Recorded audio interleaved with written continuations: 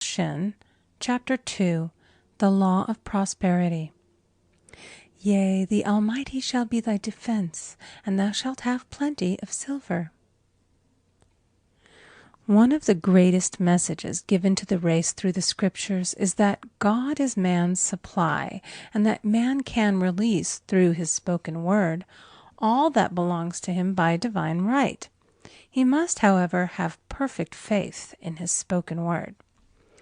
Isaiah said, "My word shall not return unto me void, but shall accomplish that whereunto it is sent."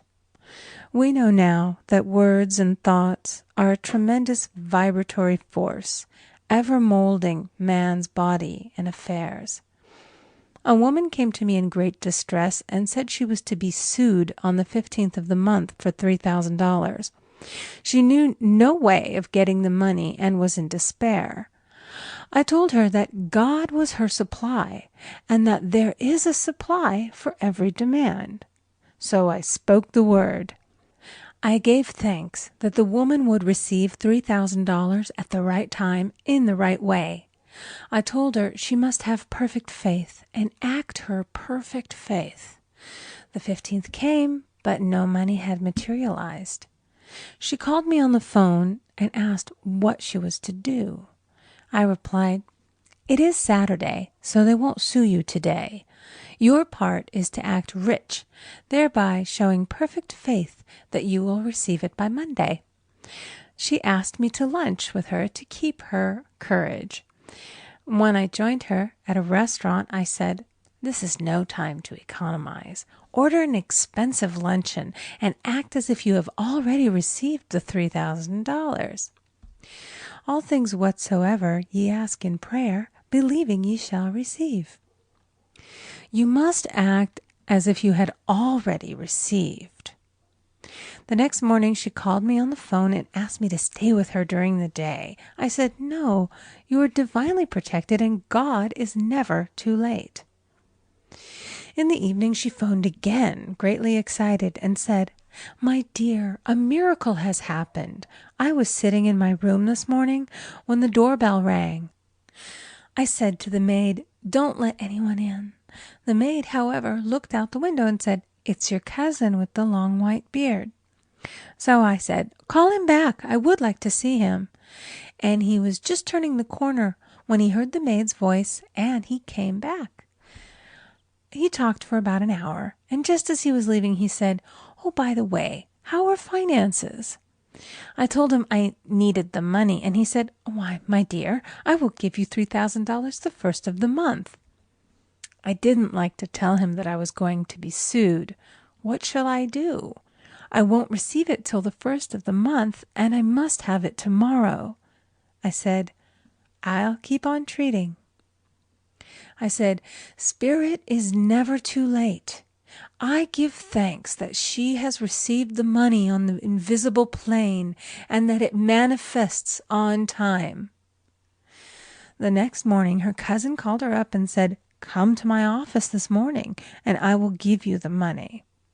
That afternoon she had $3,000 to her credit in the bank and wrote checks as rapidly as her excitement would permit. If one asks for success and prepares for failure, he will get the situation he has prepared for. For example, a man came to me asking me to speak the word that a certain debt would be wiped out.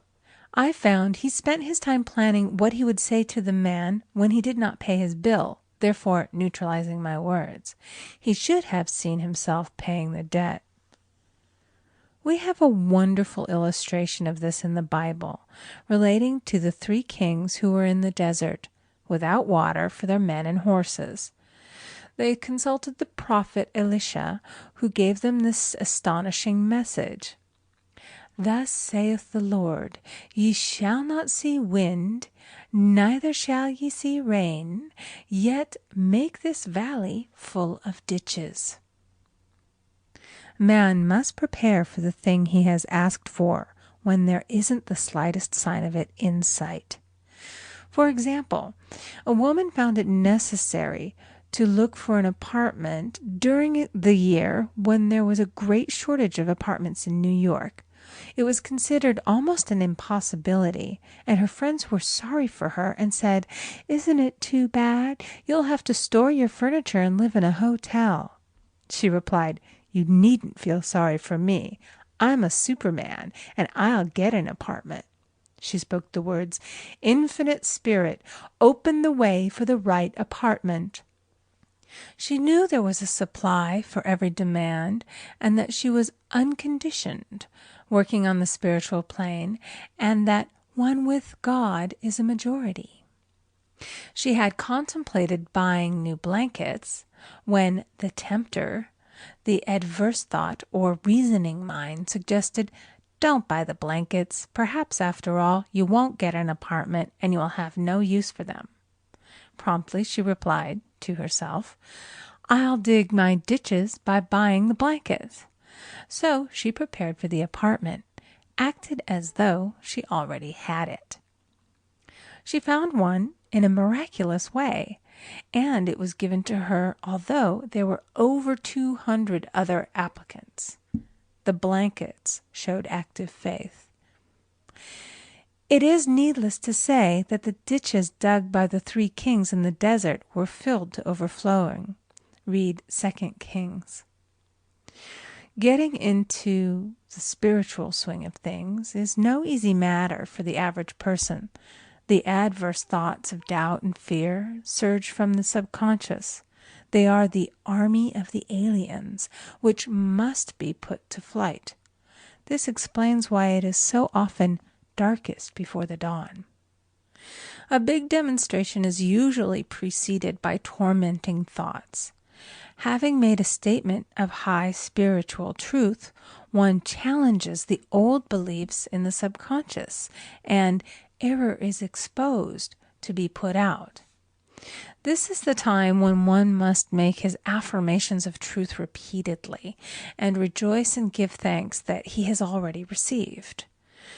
"Before ye call, I shall answer." This means that every good and perfect gift is already man's, awaiting his recognition. Man can only receive what he sees himself receiving.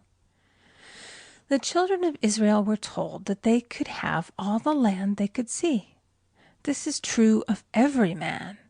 He has only the land within his own mental vision. Every great work, every big accomplishment has been brought into manifestation through holding to the vision, and often just before the big achievement comes apparent failure and discouragement. The children of Israel, when they reached the promised land, were afraid to go in, for they said it was filled with giants who made them feel like grasshoppers. "And there we saw the giants, and we were in our own sight as grasshoppers." This is almost every man's experience.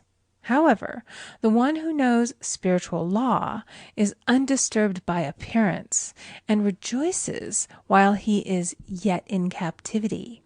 That is, he holds to his vision and gives thanks that the end is accomplished. He has received.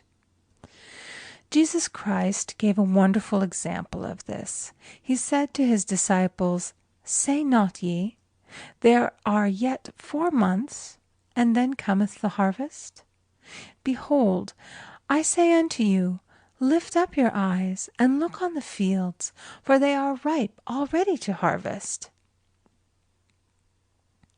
His clear vision pierced the world of matter, and he saw clearly the 4th-dimensional world, things as they really are, perfect and complete in divine mind. So man must ever hold the vision of his journey's end and demand the manifestation of that which he has already received. It may be his perfect health, love, supply, self-expression, home, or friends. They are all finished and perfect ideas registered in divine mind, man's own superconscious mind, and must come through him, not to him. For example, a man came to me asking for treatments for success. It was his imperative that he raise, within a certain time, $50,000 for his business. The time limit was almost up when he came to see me in despair. No one wanted to invest in his enterprise, and the bank had flatly refused a loan. I replied, "I suppose you lost your temper while at the bank, therefore your power. You can control any situation if you first control yourself." "Go back to the bank," I added, "and I will treat." My treatment was, "You are identified in love with the spirit of everyone connected with the bank. Let the divine idea come out of this situation." He replied, "Woman, you are talking about an impossibility. Tomorrow is Saturday. The bank closes at 12, and my train won't get me there until 10, and the time limit is up tomorrow, and anyway they won't do it. It's too late." I replied, "God doesn't need any time and is never too late. With him, all things are possible." I added, "I don't know anything about business, but I know all about God." He replied, "It all sounds fine when I sit here listening to you, but when I go out, it's terrible." He lived in a distant city, and I did not hear from him for a week. Then came a letter. It read, "You were right. I raised the money, and I will never again doubt the truth of all that you have told me." I saw him a few weeks later, and I said, "What happened? You evidently had plenty of time after all." He replied, "My train was late, and I got there just 15 minutes to 12. I walked into the bank quietly, and I said, 'I have come for the loan.' And they gave it to me without a question." It was the last 15 minutes of the time allotted to him, and Infinite Spirit was not too late. In this instance, the man could never have demonstrated alone. He needed someone to help him hold the vision. This is what one man can do for another. Jesus Christ knew the truth of this when he said, "If two of you shall agree on earth as touching anything that they shall ask, it shall be done for them of my Father which is in heaven." One gets too close to his own affairs and becomes doubtful and fearful. The friend or healer sees clearly the success, health, or prosperity and never wavers because he is not close to the situation. It is much easier to